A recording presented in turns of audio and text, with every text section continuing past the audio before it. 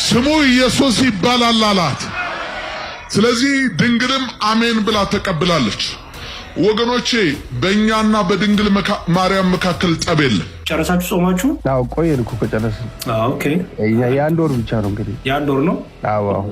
ከምግብ ትጾማላችሁ? ከምግቡ ነው የምንጾመው። ሌላ ከምን ነው የምንጾመው? ከምግብ እንጃ እኮ ጥያቄ እኮ ነው። ከምግብ ትጾማላችሁ? አዎ ምግብ ሲባል ሁሉንም አንበላም። እስከ ተወሰነ ሰዓት ያው እስከተቻለው አንዳንድ ሰው ያው እስከዛ ይጾማል ማለት ነው። በቀን በአንድ ቀን ማለት ነው። እስከ ቀን ሙሉ የሚጾም አለ፣ ግማሽ ቀን የሚጾም አለ እንደዛ። ከዛ ምን ትበላላችሁ? ማንኛውም ነገር ትበላላችሁ? ኦፍ ኮርስ ያ የትኛውንም ምግብ እንበላለን። ስለዚህ አንድ ወር ሙሉ የሆነ ቀን የሆነ ሰዓት ጾማላችሁ፣ ከዛ የፈለጋችሁ ትበላላችሁ። ከዛ በነጋታው እንደዚህ ነው ስታረጉ የነበረው? አዎ ያው እንደዛ ነው የምናደርገው። እንግዲህ የጾም ስርዓቱ እንደዚህ ነው እናንተ ጋራ? እንደዚህ ነው ስርዓት? ከየት አመጣችሁት ይሄን ስርዓት? አይ እናንተ ከየት አመጣችሁ? እናንተ የእናንተን ስርዓት ያንተ መልስልኝ። የጠየቁ እኮ ነው ቅዱስ። አይስ ኢየሱስ ክርስቶስ ካስተማሩ ነው እንግዲህ እንትን ያልነው። ምን ተጽፏል እንደዚህ ተብሎ? አይ ባይጻፍም እንግዲህ ያው ቃል በቃል ባይጻፍም እንዴ መጽሐፍ ቅዱስ ብቻ እኮ ናችሁ እናንተ። የስግደት ቀን ስግደቱ ራሱ ኦርቶዶክስ የምትሰግደው ፔኑ እንዲሰማ እንደዚህ አድርገህ ነው የምትሰግደው። እንደዚህ ትልና በዚህ ነው የምንሰግደው እና ይሄኛው ይላላጣል። ወልድኪ ነፍሳተ ሶባራየኪ በእሳተ ኩነኔ ዘሃሙ ማርያም ትብሊ በንቲ አዎሙ። የስግደት ቀን ስግደቱ ራሱ ኦርቶዶክስ የምትሰግደው ፔኑ እንዲሰማ እንደዚህ አድርገህ ነው የምትሰግደው። እንደዚህ ትልና በዚህ ነው የምንሰግደው እና ይሄኛው ይላላጣል። ልጅ ስለሆንን ያው በቃ ከልብ ነው የምትሰግደው እና ይሄኛው ይላላጣል እና የክርስቶስን ፔን እንድታስበው ክርስቶስ ለኔ ብሎ እንደተሰቀለ እንድታስበው ፔኑን በተወሰነ መልኩ ነው የሚደረገው እና ጅሬ ቤት እዛ 8 ወር ኮርስ በወሰድኩበት ጊዜ ደግሞ ስትንበረከክ ራሱ ትራሳል። ስሙ ኢየሱስ ይባላል አላት። ስለዚህ ድንግልም አሜን ብላ ተቀብላለች። ወገኖቼ በእኛና በድንግል ማርያም መካከል ጠብ የለም። ጠቡን ፓርቲሽን የሚሰሩት ምድር ላይ ያሉ ሰዎች ናቸው። እሷ እዚህ መስመር ውስጥ ነው ያለችው፣ እዚህ ህይወት ውስጥ ነው ያለችው፣ እዚህ ነገር ውስጥ ነው ያለችው። ሃሌሉያ! እንዳትሞኝ፣ እንዳትታለል። ጠብ ከሷ ጋር አያስፈልግም። የኢየሱስን እናት ተገን አድርጎ ከጓሮ የሚንጎዳጎድ ኃይል አለ። ነጥለምታው አታምታታም ስል በእኛና በድንግል ማርያም ጸብ የለም ነው ያልከው? ጸብማ በደንብ አለ። ይሄ ድፍን ኢትዮጵያ አይደለም ድፍን ዓለም ነው የሚያውቀው። ኦኬ ፕሮቴስታንቲዝም ወይንም ጴንጤ ድንግል ማርያምን አጥብቆ እንደሚጠላትና እንደሚጸየፋት የድንግል ማርያም ስም ሲጠራ ራሱ እንደ አጋንንት እንዳለበት ሰው እንደሚያንገሸግሻችሁማ ይታወቃል። ለማን ነው የምታጭበረብረው? እዛ አሚን የምታስብለውን ሰው ልታጭበረብር ትችላለህ። ኦርቶዶክሳውያን ግን አታጭበረብርም። ኦኬ የድንግል ማርያም ክፉ ጥላቻ እንዳለባችሁማ በየመምራኖቻችሁ በየመንገድ ላይ ኢየሱስ ጌታ ነው እያለ የሚጮህ ሁሉ የድንግል ማርያም ስም ሲነሳበት አጋንንቱና ይሄ መንፈሱ እንደሚነሳበት ስሟ ፓወር እንዳለው ክርስቶስን የሚያክል አምላክን መውለዷ በድንግልና መውለዷ ያ ሁሉ በመለኮ በቃ ሲነገር እንዴት እንደሚያንገሸግሻችሁማ ይታወቃል። አንተ እኮ ዛሬ ነገ እኮ አንድ የፕሮቴስታንት ሴት ነብይ ነኝ ፓስተር ነኝ የምትባል እኮ የሆነ ልጅ በሆነ ነገር ወለኩ ብትል እኮ እልል ብለህ ዲስኩር የምትነፋ ሰው ነው እዚህ መተህ ሶሻል ሚዲያ ላይ። ኦኬ ጌታንም ያክል ግን ኢየሱስ ክርስቶስን የወለደችን ቅድስት ድንግል ማርያምን ግን በየቀኑ በየመድረካችሁ ላይ ስታጥላሏት እያየን ነው እኛ ኦርቶዶክሳውያን። ዛሬ ጨር ሲልባችሁና ሲባነንባችሁ ሲነቃባችሁ እኛም እኮ ድንግል ማርያምን እንወዳለን ተባለ እንዴ? ተው እንጂ ስትወድ እኮ ታይቶ አይታወቅም። እዛ ዮናታን በሚራክል እንጂ ወለደችው ጌታ እሷ አልወለደችም ብሎ ያስተምራል። ከዛ ወለ መቶ የዛሬ 5 ዓመት ያስተማርኩት እኮ ትምህርት ስህተት ነው ብሎ እንደዚህ ያወራል። አንተ ደግሞ መተህ ልታስተባብልኛል ልታታልል ትሞክራለህ። ሳቢ ነው ጠረረባችሁ ሰሞኑማ። አንተም ከኦርቶዶክስ ከወጣ በኋላ ለገጣፉ አካባቢ የምታስገነባው ያ ግዙፍ ፎቅ የምትጨርስበት ገንዘብ አጣ። እየመጣችሁ እንደዚህ አምታቱት። ይሄንን ኦርቶዶክስ አይሸወድም። ጴንጤ ምናምን እያጥበረበራችሁ በእነሱ ገንዘብ ሜክ እያደረጋችሁ የራሳችሁን ህይወትና ኢኮኖሚያችሁን ልታካብቱ ትችላላችሁ። ኦርቶዶክስ ግን እንደዛ አይሰራም። ኦኬ። የድንግል ማርያምማ ክፉ ጥላቻ እንዳለባችሁ በደንብ አድርገን እኛ ጠንቅቀን እናውቃለን። ኦኬ። ጥላቻማ ባይኖር ስለ ድንግል ማርያም ሲነገር መጽሐፍ ቅዱስ ላይ ብዙ ቦታ ስለተጻፈችው የጌታ እናት ስለመሆኗ አስረግጦ እየነገረ መጽሐፍ ቅዱስን ብቻ ነው ማምነው እያልክ እዚህ መተህ እኛን ልታታልል ልሸውድ አትሞክር። ኦኬ። በጉ እነግርሃለሁ አስረግጬ የድንግል ማርያም ጥላቻማ ስላለ ነው ሮጠ ወደ ፕሮቴስታንት ቤት ሄድከው። አያችሁ ሲነቃባችሁ እንደነዚህ አይነት የሐሰት ትምህርቶችን እየመጣችሁ ታስተምራላችሁ። ማንንም ልታታልል አትሞክር። ድንግል ማርያም በትክክል ከኢየሱስ ክርስቶስን መውለዷ ኢየሱስ ክርስቶስ በመለኮት ከስጋዋ ስጋ ከነፍሷ ነፍስ እንደነሳ የሚነገረው የሚሰበከው ኦርቶዶክስ ተዋሕዶ ቤተክርስቲያን ላይ ብቻና ብቻ ነው። ዛሬ መታ አንተ የውሸት ከአንገት በላይ ሆነ እኛ ድንግል ማርያምን እኮ ከክርስቶስ መወለዷን እኮ ምናምን እና ድንግል ማርያም ክርስቶስን መውለዷን እናምናለን ብለ እኛ ጋር መተዚ ዲስኩር ብትነፋ አንሰማህም። ኦኬ። ዛሬ አንድ ነብይት የሴት ፓስተር ነኝ ወይ ነብይ ነኝ የምትባል ወልዳ ማታቅ ዛሬ ወለድኩ ብትል ግን እልል ብለ 24 ሰዓት እሷን ስታመልክና ለሷ ስታፈነድት ትገኛለህ። ለድንግል ማርያም ግን ክርስቶስን ለወለደች ግን ዛሬ መተ እንዲህ መስክር ስትባል እንዲህ ያንገሸግሻችኋል።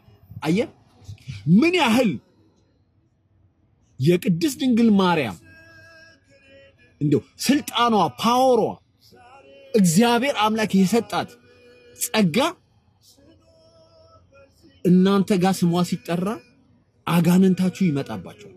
ይሄ የውሸት ትምህርታችሁ የውሸት ምናምናችሁ በቃ አይወጣለኝ አሉጣውም ድንግል ማርያም የምትባል ስሟን አልጠራ አቀብላችሁ ነው የምትጠሯት። የዚህን ያክል ነው በቅድስት ድንግል ማርያም ስሟ ሲጠራ የምትንገሸገሹት። አታስመስል፣ ማንንም አታጭበረብር። ኦኬ። የጓዳ ምናምን ትምህርት ምናምን ይጨማምሩበታል የምትለው እናንተ ጋር ነው የሚጨማመረው። ጥላቻ፣ ክፉ ጥላቻ ማለት ነው የድንግል ማርያም። ኦኬ። እኛ ግን ሁሌም እኛ ኦርቶዶክሳውያን ቅድስት ድንግል ማርያም የጌታዬ እናት ጸጋን የተመላሽ ሆይ ደስ ይበልሽ፣ እግዚአብሔር አምላክ ከስጋይ ስጋ ከነፍስሽ ነፍስ ነስቷል ብዬ ደረቴን ነፍቼ እኔ ኦርቶዶክሳዊ ስለ ድንግል ማርያም መሰክራለሁ። እናንተ ግን ስለ ድንግል ማርያም ለመመስከር አይደለም ዛሬ የውሸት አውቀዋለሁ የምትለውን ኢየሱስ ክርስቶስን እንኳን ስሙን ለመጥራት ትነግድበታለህ እንጂ ኢየሱስ ክርስቶስን አታውቀው። በስሜ ብዙዎች ይመጣሉ እኔ ግን አላቃቸውም ብሎ እሱ ተናግሯልና አታምታቱ። ኦኬ። ለማንኛውም ቅድስት ድንግል ማርያም ኦኬ ኢየሱስ ክርስቶስን እንደወለደች በአፍ መመስከር አለብህ። ትመሰክራለህም አንተ ሳትሆን መጽሐፉ ስለሚል መጽሐፍ ቅዱስን ብቻ ነው የምከተለው አይደለም የምትለው። መጽሐፍን ገልበጥ አድርገህ ይኸው ብዙ ቦታ ስለ ቅድስት ድንግል ማርያም ተጽፏል። እናንተ ብታቀሏት፣ እናንተ ብታዋርዷት፣ እኛ ደግሞ ሁሌም የጌታዬ እናት እያልን ስሟን ከፍ እናደርጋለን። ኦርቶዶክሳውያን ቅድስት ድንግል ማርያም አማላጅ ናት እያላችሁ ጻፉ ኮሜንት ላይ። ሰላማችሁ ይብዛልኝ። ጾሙ እንዴት ሆነላችሁ? ጨረሳችሁ ጾማችሁ? አዎ ቆየን እኮ ከጨረስን። ኦኬ። የአንድ ወር ብቻ ነው እንግዲህ። የአንድ ወር ነው? አዎ። በየቸርቹ እየተሰበሰባችሁ ጸሎት ታደርጉ ነበር ወይስ በየቤታችሁ ነው? በየቸርቻችንም እየተሰበሰብን ጸሎት እናደርጋለን። ጠዋት ምንችል፣ ያው ማንችል ደግሞ በየቤት። ከምግብ ትጾማላችሁ? ከምግቡ ነው የምንጾመው። ሌላ ከምንድን ነው የምንጾመው? ከምግቡ እኔ እንጃ እኮ ጥያቄ እኮ ነው። ከምግብ ጾማላችሁ? ምግብ ስባል ሁሉንም አንበላም። እስከ ተወሰነ ሰዓት ያው እስከተቻለው አንዳንድ ሰው ያው እስከዛ ይጾማል ማለት ነው። በቀን በአንድ ቀን ማለት ነው። እስከ ቀን ሙሉ ይጾማል፣ ግማሽ ቀን ይጾማል እንደዛ። ከዛ ምን ትበላላችሁ? ማንኛውም ነገር ትበላላችሁ? ኦፍ ኮርስ ያ የትኛውንም ምግብ እንበላለን። ስለዚህ አንድ ወር ሙሉ የሆነ ቀን የሆነ ሰዓት ጾማላችሁ፣ ከዛ የፈለጋችሁ ትበላላችሁ። ከዛ በነጋታው እንደዚህ ነው ስታደርጉ የነበረው? አዎ ያው እንደዛ ነው የምናደርገው እንግዲህ። ኦኬ የጾም ስርዓቱ እንደዚህ ነው እናንተ ጋራ? እንደዚህ ነው ስርዓት? ከየት አመጣችሁት ይህን ስርዓት? አይ እናንተ ከየት አመጣችሁ? እናንተ የእናንተን ስርዓት ያንተን መልስልኝ። የጠየቁ እኮ ነው ቅዱስ። አይስ ኢየሱስ ክርስቶስ ካስተማሩ ነው እንግዲህ እንትን ያል ነው። ምን ተጽፏል እንደዚህ ተብሎ? አይ ባይጻፍም እንግዲህ ያው ቃል በቃል ባይጻፍም እንዴ መጽሐፍ ቅዱስ ብቻ እኮ ናችሁ እናንተ። ስለዚህ ነገር እናውራ እንዴ? መጽሐፍ ቅዱስ ብቻ ብለን ስንል ምን ማለታችን እንደሆነ ያው ለአንተ በጾሙ ብቻ ንገረኝ ፕሊዝ ቅዱስ። በጾም ያንተን እንድታስረዳ የፈለግኩት በጾሙ ብቻ። ስለ ጾሙ ከመጽሐፍ ቅዱስ ውጭ ካረጋችሁ ከየት አመጣችሁ? ቅዱስ ፊት ትቀበላላችሁ? አይ ከየት መጣ ይህ ስርዓት ብዬ ነው። ኦኬ አልተረዳኝም እንዴ? እንዴት ነው የምንጾመው ብዬ ላልከው ነገር ነገርኩ እኮ እንግዲህ ያው ከየት አመጣው ይህን ስርዓት? ይሄን ለምሳሌ መጽሐፍ ቅዱስ እስከተወሰነ ሰዓት ድረስ ሲለን እስከተወሰነ ሰዓት በቆይተ ከዛ ደግሞ እንደዚህ አድርገህ ድጋሚ ደግሞ እንደዚህ የሚል ስርዓት ከየት አመጣ? መዝሙር ጥያቄ አልጠይቅም ብለህ ትጠይቀኛለህ እንዴ? በቃሽ ውረድ ቃዶሽ። አመሰግናለሁ። ኧረ አክሊል እኔ እኮ እንደው ማለት ቅዱስ ቁርባን ብቀበልማ ኧረ ዓለም በስመ አብ ግን መልሼ ኃጢአት ልሰራ እችላለሁ። ቆነጃጅት ደግሞ ምንድን ነው የሚሉት? እኔ እንደው ዘፈንም ያስቸግረኛል፣ እንደው አለባበሴም ጥሩ አይደለም፣ እንደዚህ ሱሪ ነገር እጠቀማለሁ እንደው ምናምን ነገር የሚሏሉ። ጌታ የኃጢአቱን በቃ ኃጢአት መስራት የለብንም አለቀ። አዎ በቃ መስራት የለብንም። ከቅዱስ ሚስጥር ልትካፈሉ ስትሉ ድጋሚ ኃጢአት ብሰራ ተብሎ አይታሰብም። ሀሳባችሁ መሆን ያለበት ኃጢአቱ ላይ አይደለም። ሀሳባችሁ መሆን ያለበት ወይ ወደ ዘፈኑና ወደ ልብሱ እመጣለሁ፣ ግን ከኃጢአቱ ሊጀምር ከከባዱ ነገር ኦኬ ያኛው ኃጢአት ነው ወይስ አይደለም የሚለው ቆይ እንመጣበታለን እሱን እና እንዲህ ልባችሁ ኃጢአት ላይ አይሆን፣ ሀሳባችሁ ኃጢአት ላይ ፍራቻ ላይ ምናምን እንዲህ በጌታ ስም በእግዚአብሔር ማመን ነው እንጂ ጋይስ እንዲህ በእግዚአብሔር ማመን ልክ ስታምኑ ፍራቻ እየጠፋ ይሄዳል። በእግዚአብሔር አለማመን እኮ ነው ፍራቻን የሚፈጥረው። ስለዚህ በጌታ ማመን የሆነ ከቆረብኩ በኋላ ኃጢአት ብሰራስ ሳይሆን ብላችሁ ማሰብ ያለባችሁ ከቆረብኩ በኋላ በጽድቅ ነው የምመላለሰው ብላችሁ አስቡ። ያ ነው የሆነ በቃ አሁን ላይ እናንተ እንደዛ መትሉት አሁን ካላችሁበት ሁኔታ አንጻር ነው እረዳዋለሁ። ግን በጌታ ተማመኑና ዝም ብላችሁ ቁረቡ። ድንገት ግን እሺ ብትሳሳቱና ኃጢአት ብትሰሩት፣ ኧረ ሁሉም ሰው ኃጢአት የሚሰራው በእውነት ጋይስ፣ በእውነት እኔ አንድ ጊዜ ብቻ ቅዱስ ቁርባን ተቀብሎ ከዛ በኋላ ምንም ኃጢአት ሳይሰራ ኖረ የሚባል ነገር የለም። በቃ አለቀ። እንደዛማ ቢሆን ቅዱስ ቁርባንም ደጋግሞ ባልተሰጠን ነበር። ቅዱስ ቁርባን በተደጋጋሚ እንድንቀበል እኮ የተፈቀደልን ለምንድን ነው? ደጋግመን ስለምንበድል ነው። ባይዘው ፎር ዩር ኢንፎርሜሽን ካላወቃችሁት እንደው ለመረጃ ያህል እችን ያዝ አድርጓት። ቅዱስ ቁርባን በተከታታይ ማለት በተደጋጋሚ የሚሰጥ ሚስጥር የሆነው ደጋግመን ስለምንበድል ነው፣ ኃጢአት ስለምንሰራ ነው።